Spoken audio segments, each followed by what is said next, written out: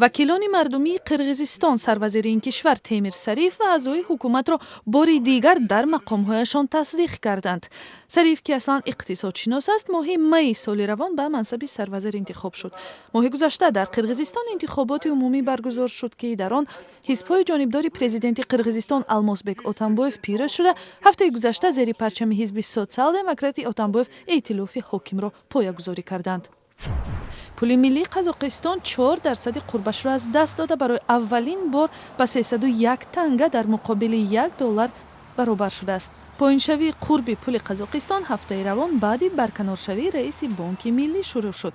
моҳи август ҳукумати Қазоқистон ба табодули озоди танга иҷозат дод. аз он вақт ба ин сӯ танга 3/1 қурбашро аз даст дод ва ҳукумат камаш $1 миллиард 700 миллион долларро барои ҳифзи қурби танга масраф кард. дар шаҳри шимолғарбии пешавари Покистон коргарони муассисаҳои давлатӣ бар зидди барномаи хусусигардонии баъзе корхонаҳои давлатӣ эътироз карданд. расонаҳои покистонӣ навиштанд ки тибқи пешниҳод идораи обу барқ таъминкунандаи асосии нерӯи барқ ва ширкати давлатии ҳавоӣ хусусӣ гардонида мешаванд, аммо ин хабар то ҳанӯз тасдиқ нашудааст. эътирозгарон мегӯянд ки ба хусусигардонии ҷойҳои корияшон мухолиф буда эътирозро идома медиҳанд.